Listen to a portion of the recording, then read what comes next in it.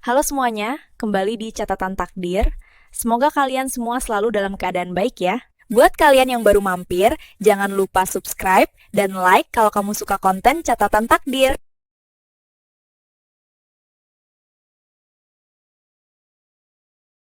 Kamu itu cuma anak bungsu, nggak tahu apa-apa soal bisnis. Ruko ini mutlak milikku. Bentakan Mas Hendra masih terngiang jelas di telingaku. Rasanya jantungku mau copot saat melihat dia dengan santainya menandatangani dokumen pengalihan hak milik itu. Senyum licik di wajah kakak kandungku sendiri, benar-benar bikin darahku mendidih sampai ke ubun-ubun. Tega-teganya dia memalsukan tanda tangan ibu kita yang bahkan tanah kuburannya belum juga kering. Dia pikir aku bakal diam saja menerima nasib diusir seperti kucing kurap dari ruko tempatku mencari nafkah. Mas Hendra merasa di atas angin.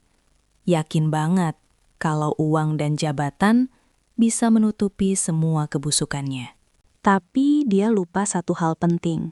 Kejahatan itu nggak akan pernah bisa disembunyikan selamanya. Siapa sangka tanda tangan palsu yang dia banggakan itu justru yang bakal menyeretnya sujud menangis di kaki polisi. Namaku Bayu, dan jujur aja, jadi anak bungsu di keluargaku itu nggak seindah yang orang bayangkan. Apalagi kalau punya kakak laki-laki sesukses Mas Hendra. Rasanya aku ini cuma butiran debu yang numpang hidup. Mas Hendra itu kebanggaan keluarga.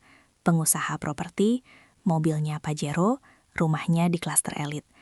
Sementara aku cuma lulusan SMK yang sehari-hari berkutat dengan toner dan kertas di usaha fotokopi peninggalan bapak. Tapi, biarpun aku nggak kaya, aku yang selalu ada buat ibu di hari-hari terakhirnya. Waktu ibu stroke dan harus bed rest total selama 2 tahun, Mas Hendra jarang banget nengok. Alasannya klasik, sibuk meeting lah, dinas luar kota lah, atau macet di jalan. Paling dia cuma transfer uang buat beli popok dan obat. Seolah-olah kewajiban anak itu selesai kalau sudah kirim nominal rupiah. Aku yang setiap pagi mandiin ibu, nyuapin bubur, sampai ngebersihin kotorannya. Capek, pasti. Tapi melihat senyum ibu, rasanya semua lelahku hilang seketika. Ibu tahu betul gimana pengorbananku selama ini. Makanya sebelum kondisinya makin parah dan suaranya makin pelan, ibu sering banget ngomong soal pembagian warisan. Ibu bilang, rumah induk nanti dijual dan dibagi 2. Tapi, ruko kecil di pinggir jalan, tempatku usaha fotokopi ini, mutlak buat aku. Hendra sudah mapan, Bayu. Kamu butuh ruko ini buat pegangan hidup. Kata ibu dengan suara bergetar, sambil megang tanganku erat banget. Itu amanah ibu yang selalu aku pegang teguh. Ruko itu memang gak luas. Cuma bangunan tua 2 lantai yang catnya sudah mulai mengelupas di sana-sini. Di lantai bawah, aku buka Bayu Copy Center. Melayani jasa fotokopi, jilid skripsi, sama jual alat tulis buat anak sekolah sekitar sini. Di lantai atas ada satu kamar kecil, tempat aku istirahat kalau lagi lembur ngerjain orderan undangan. Walaupun sederhana, ruko ini adalah nyawaku. Satu-satunya sumber penghasilanku buat bertahan hidup di kota yang makin keras ini.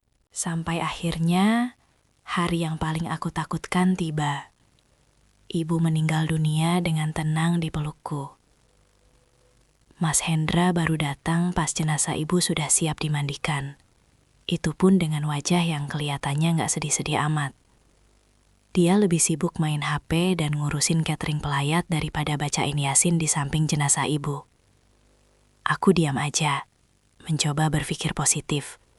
Mungkin itu cara dia berduka supaya nggak kelihatan lemah di depan orang banyak. Seminggu setelah tahlilan 40 hari, gelagat Mas Hendra mulai aneh dan bikin gak nyaman.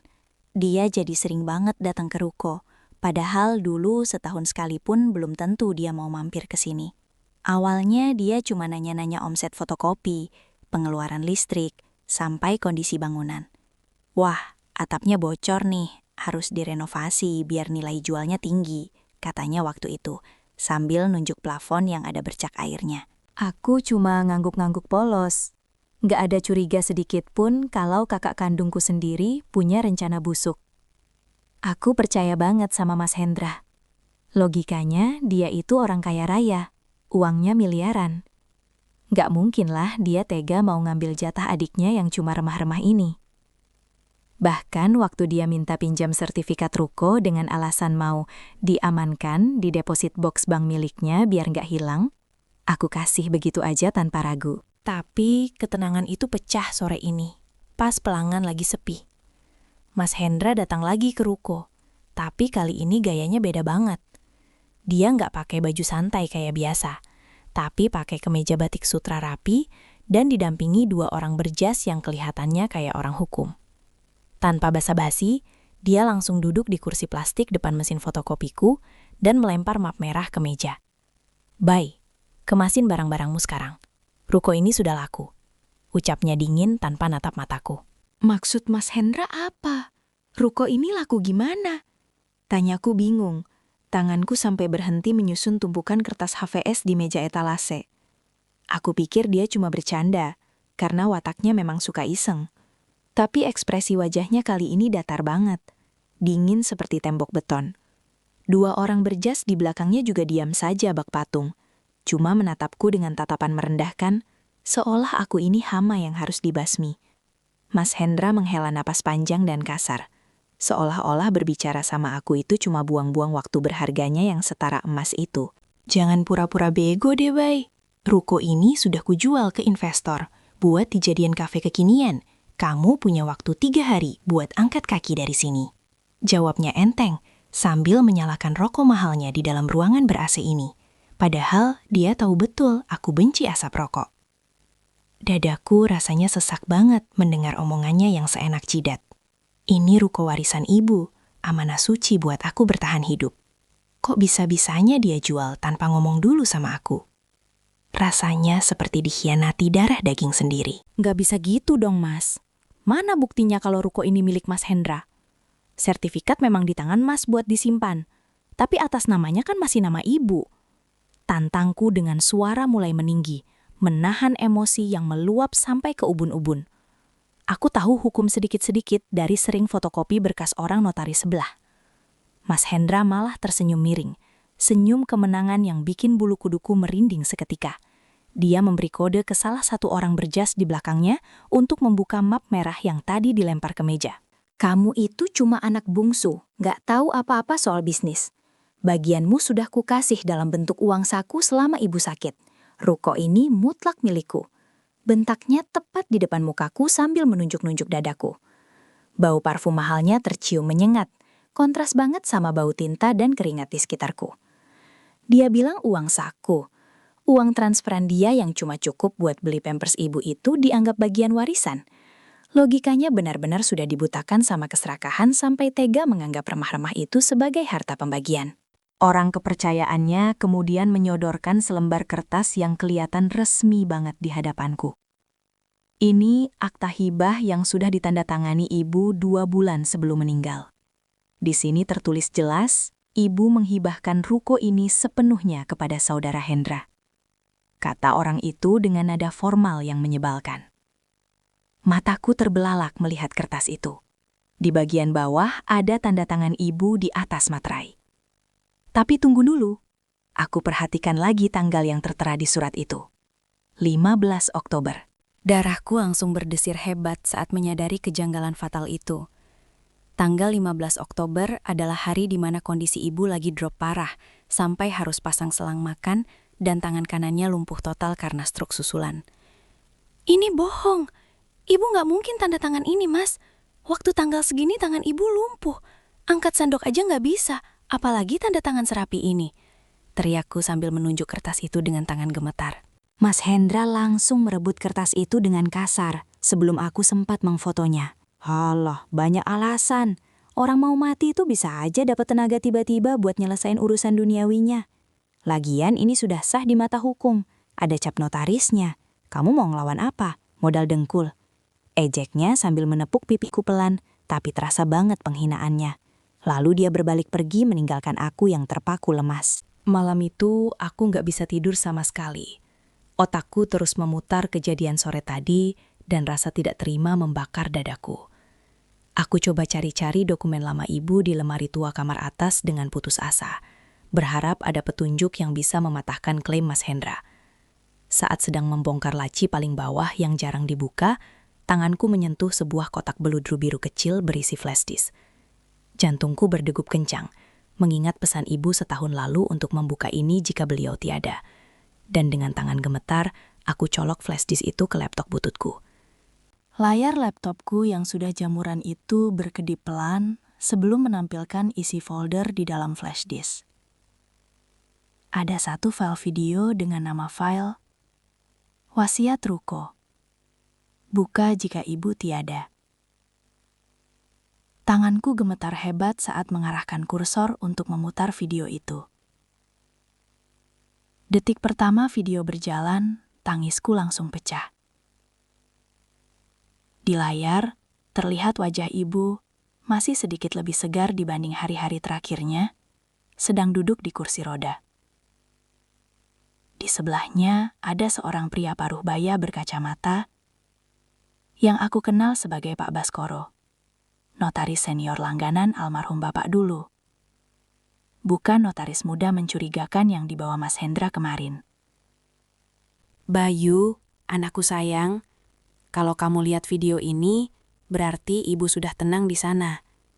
Suara ibu terdengar lirih, tapi tegas di speaker laptopku yang sember. Rasanya seperti dipeluk ibu lagi, hangat tapi menyakitkan. Aku mendekatkan wajah ke layar, menelan setiap kata yang keluar dari mulut wanita yang paling aku cintai itu. Di video itu, ibu melanjutkan. Ibu sengaja rekam ini diam-diam sama Pak Baskoro, karena ibu punya firasat buruk soal kakakmu, Hendra. Beberapa kali dia datang maksa ibu tanda tangan surat hibah ruko, tapi ibu selalu tolak. Darahku mendidih mendengar pengakuan itu. Jadi, selama ini, di balik alasan sibuknya, Mas Hendra sempat-sempatnya meneror ibu yang lagi sakit keras demi harta. Video berlanjut. Pak Baskoro terlihat memegang sebuah map. Hari ini tanggal 10 September, Ibu Mirna secara sadar dan tanpa paksaan menyatakan bahwa ruko di Jalan Merpati mutlak diwariskan kepada Bayu Pradana. Segala dokumen lain yang muncul setelah tanggal ini yang bertentangan dengan video ini adalah tidak sah dan batal demi hukum. Ucap Pak Baskoro tegas menghadap kamera. Aku langsung mempause video itu dan mengecek kalender di HP. Tanggal 10 September. Itu sebulan sebelum ibu meninggal. Sedangkan surat akta ibah palsu yang dipamerkan Mas Hendra tertanggal 15 Oktober, saat ibu sudah koma dan tangan kanannya lumpuh total karena stroke susulan. Jelas sudah. Mas Hendra bukan cuma serakah, dia kriminal. Dia memalsukan tanda tangan ibu di tanggal yang mustahil ibu bisa memegang pulpen. Apa-api, kebohongannya runtuh seketika di depan bukti video ini. Air mataku yang tadi mengalir karena sedih, sekarang berubah jadi air mata amarah. Aku putar lagi videonya sampai habis. Di akhir video, ibu menatap lensa kamera lekat-lekat, seolah menatap mataku langsung. Hendra mungkin punya uang dan kuasa, Bayu. Tapi kebenaran itu milik Tuhan. Jangan takut, nak. Ruko itu hakmu. Pertahankan warisan Bapak buat masa depanmu. Ibu ridho. Pesan terakhir itu menancap kuat di dadaku, membakar semangatku yang sempat padam. Ibu sudah menyiapkan senjata ini buatku. Ibu tahu aku bakal dicurangi. Malam itu juga, aku langsung menyalin file video itu ke 3 tempat berbeda. Ke Google Drive, ke HP, dan tetap di flash disk. Aku nggak mau ambil resiko, bukti sakti ini hilang atau rusak. Aku juga memotret layar laptop yang menampilkan wajah ibu dan Pak Baskoro sebagai cadangan. Rencana Mas Hendra untuk mengusirku besok pagi nggak akan berjalan mulus. Dia pikir dia akan melihat adiknya ini menyeret koper sambil menangis memohon belas kasihan. Salah besar. Sambil menatap langit-langit kamar yang kusam, aku menyusun rencana. Besok adalah batas waktu pengusiran yang dia kasih. Dia pasti datang dengan gaya sombongnya. Mungkin bawa tukang pukul atau polisi bayaran buat nakut-nakutin aku. Biarin aja. Semakin tinggi dia terbang dengan kesombongannya, semakin sakit nanti pas dia jatuh kedebuk ke tanah. Aku nggak akan kasih tahu dia soal video ini lewat telepon.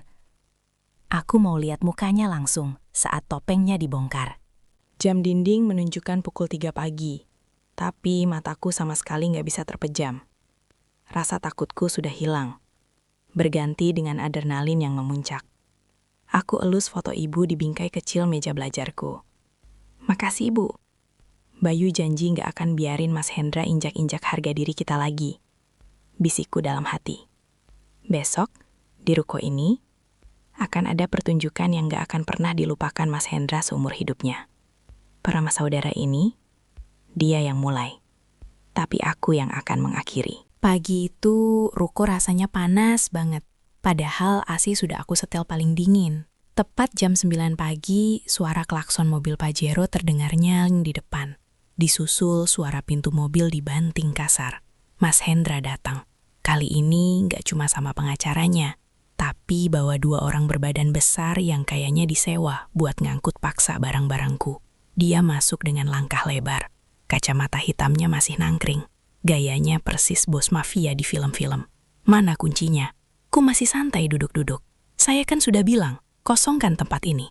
Teriaknya menggema di seluruh ruangan ruko yang sempit. Aku nggak beranjak sedikit pun dari kursi kasir. Tanganku mengepal kuat di bawah meja, menahan gejolak emosi yang siap meledak. Aku nggak akan pergi kemana-mana, Mas. Ruko ini rumahku, hakku yang sah. Jawabku tenang, menatap matanya tajam. Mas Hendra membuka kacamata hitamnya. Matanya melotot kaget, melihat keberanianku yang biasanya cuma diam dan rimo. Wajahnya merah padam, urat lehernya menonjol keluar. Dia merasa ditantang oleh adik yang selama ini dia anggap sampah. Kurang ajar. Dikasih hati minta jantung. Kamu mau main kekerasan? Oke. Mas Hendra menjentikkan jarinya, memberi kode kedua orang berbadan besar itu untuk maju. Angkut semua mesin fotokopi ini keluar. Kalau dia ngelawan, seret sekalian orangnya. Perintahnya kejam. Suara langkah kaki berat para preman itu mendekat, membuat lantai ruko bergetar. Tapi sebelum mereka sempat menyentuh mesin fotokopiku, aku berteriak lantang. Sentuh satu barang saja, kalian semua masuk penjara hari ini juga. Gerakan mereka terhenti. Mas Hendra tertawa meremehkan. Tawa yang terdengar sangat dipaksakan. Penjara? Hahaha, kamu ngigau. Yang punya sertifikat itu aku. Yang punya akta hibah itu aku. Kamu itu cuma penyerobot tanah orang. Cemoohnya, sambil menunjuk-nunjuk wajahku dengan telunjuknya. Aku berdiri perlahan, mengambil laptop yang sudah aku siapkan dalam posisi standby di meja kasir. Mas yakin akta hibah itu asli?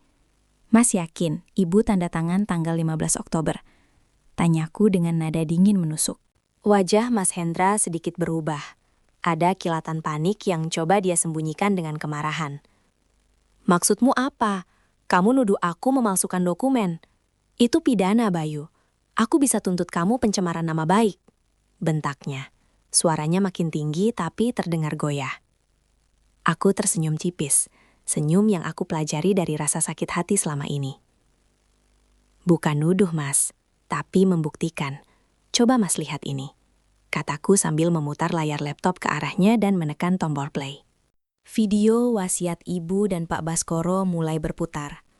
Suara ibu yang serak tapi tegas memenuhi ruangan ruko, memecah keheningan tegang di antara kami. Mas Hendra terbelalak lebar saat melihat tanggal pembuatan video dan mendengar pernyataan Pak Baskoro soal pembatalan dokumen apapun setelah tanggal 10 September. Wajahnya yang tadi merah padam karena marah, perlahan berubah pucat pasi, persis kayak mayat hidup. Keringat dingin mulai bercucuran di pelipisnya yang klimis. Ini rekayasa. Kamu pasti edit video ini kan? Dasar adik durhaka. Berani-beraninya manfaatin video ibu buat nipu. Mas Hendra masih mencoba menyangkal, tapi suaranya bergetar hebat. Kakinya mundur selangkah tanpa sadar.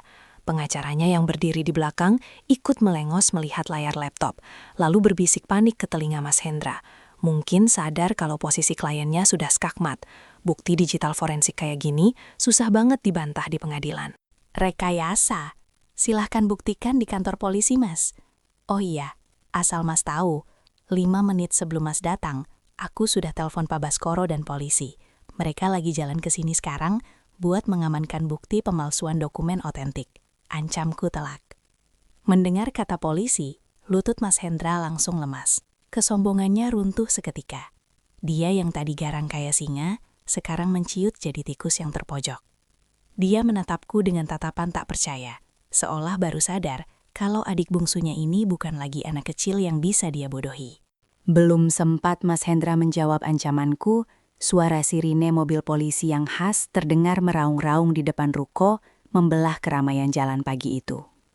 Wajah Mas Hendra yang tadi pucat, sekarang benar-benar kehilangan darah, putih seperti kertas. 2 mobil patroli berhenti tepat di depan pintu rolling door, diikuti mobil kijang tua milik Pak Baskoro. Beberapa tetangga dan tukang parkir depan ruko langsung berkerumun, penasaran ada drama apa di pagi buta begini. Mas Hendra celingukan kayak maling ayam yang ketahuan, matanya liar mencari celah buat kabur. Tapi 2 preman sewaannya malah sudah mundur teratur, nggak mau ikut campur urusan hukum. 3 orang polisi berseragam lengkap masuk ke dalam ruko didampingi Pak Baskoro yang membawa map tebal asli. Selamat siang. Kami mendapat laporan dugaan pemalsuan dokumen otentik dan upaya penyerobotan aset, kata salah satu polisi dengan suara bariton yang tegas. Pak Baskoro langsung menunjuk Mas Hendra. Itu orangnya, Pak. Dia yang memalsukan tanda tangan klien saya, almarhumah Ibu Mirna, dan menggunakan notaris bodong untuk melegalkan aksinya. Mendengar itu, Mas Hendra langsung gemetar hebat. Kakinya goyah sampai dia harus pegangan pada meja kaca etalaseku biar nggak ambruk. Melihat polisi mengeluarkan borgol besi dari pinggangnya, pertahanan mental Mas Hendra hancur total. Dia yang selama ini sombong, merasa tak tersentuh hukum karena uangnya banyak, tiba-tiba lari menerjang ke arahku. Bukan buat mukul, tapi dia jatuhkan dirinya ke lantai. Dia bersimpuh, sujud di kakiku, sambil memeluk erat lututku. "Bay, Dek, tolong Mas Bay. Bilang sama polisi ini cuma salah paham. Kita selesaikan kekeluargaan, Bay. Mas kasih kamu uang. Berapa aja kamu minta. Jangan biarin Mas di penjara." Raungnya kencang. Air mata dan ingusnya bercampur jadi satu, membasahi celana jeansku. Pemandangan yang menyedihkan sekaligus menjijikkan. Aku menatap kakakku yang sedang mengemis di kakiku ini dengan perasaan campur aduk. Ada rasa puas karena kebenaran terungkap, tapi ada juga rasa miris melihat darah daging sendiri serendah ini gara-gara harta. Mas ingat nggak waktu Mas ngusir aku kemarin? Mas bilang aku cuma anak bungsu yang nggak tahu apa-apa. Sekarang anak bungsu ini yang Mas minta tolong. Tanyaku pelan tapi menusuk. Aku lepaskan pelukan tangannya di kakiku perlahan. Maaf Mas, nasi sudah jadi bubur. Hukum harus tetap jalan. Ini pelajaran buat Mas, biar sadar kalau uang nggak bisa beli segalanya. Polisi langsung menarik Mas Hendra berdiri paksa. Suara klik dari borgol yang mengunci kedua tangannya terdengar sangat nyaring di ruangan itu. Mas Hendra meronta-ronta, teriak-teriak memanggil nama ibu. Tapi percuma. Dia digiring keluar ruko dengan kepala tertunduk, melewati kerumunan tetangga yang mulai berbisik-bisik julid. Loh, itu kan Pak Hendra yang kaya raya itu. Kok ditangkap? Celetuk salah satu ibu-ibu arisan. Malu. Itu hukuman sosial yang lebih pedih daripada penjara fisik. Harga dirinya yang dia bangun setinggi langit, hari itu juga runtuh rata dengan tanah. Proses hukum berjalan cepat karena bukti video wasiat ibu dan kesaksian Pak Baskoro sangat kuat. Mas Hendra divonis 4 tahun penjara atas pasal pemalsuan dokumen dan penipuan. Kabar terakhir yang aku dengar dari saudara jauh, istrinya Mas Hendra menggugat cerai karena nggak mau hartanya ikut disita buat ganti rugi dan bayar utang-utang proyek Mas Hendra yang ternyata macet. Hidupnya hancur berantakan. Rumah mewahnya di klaster elit disita bank, mobil Pajero-nya ditarik leasing. Dia benar-benar kehilangan segalanya, harta, keluarga, dan kebebasan. Persis seperti karma yang dia tanam sendiri. 6 bulan berlalu sejak badai itu. Ruko warisan ibu sekarang sudah cantik lagi. Aku pakai tabungan hasil usaha buat renovasi atap yang bocor dan cat ulang temboknya jadi warna krem cerah. Usaha fotokopiku makin ramai. Bahkan sekarang aku sudah bisa nambah 2 mesin baru dan pekerjakan 2 karyawan tetangga sekitar. Rezeki memang gak kemana kalau kita jujur. Aku gak jadi pengusaha properti kayak Mas Hendra dulu. Tapi aku hidup tenang, gak dikejar-kejar dosa, dan yang paling penting, aku berhasil menjaga amanah ibu. Sore ini, sepulang dari ruko, aku mampir ke makam ibu. Rumputnya sudah hijau rapi, taburan bunganya masih segar. Aku duduk di samping nisan, mengelus nama ibu yang terukir di batu marmer. Bu, ruko aman. Mas Hendra, dia lagi belajar tanggung jawab di sekolah barunya. Ibu yang tenang ya di sana, bisikku sambil tersenyum tipis. Angin sore berhembus pelan, rasanya sejuk banget, seolah ibu lagi ngusap kepalaku. Pelajaran termahal dari kejadian ini cuma satu. Warisan terbaik orang tua itu bukan harta benda, tapi didikan moral. Karena sebanyak apapun hartanya, kalau hati sudah dikuasai serakah, saudara kandung pun bisa jadi mangsa. Tapi kebenaran, walau jalannya pelan, pasti akan sampai di garis finish sebagai pemenang.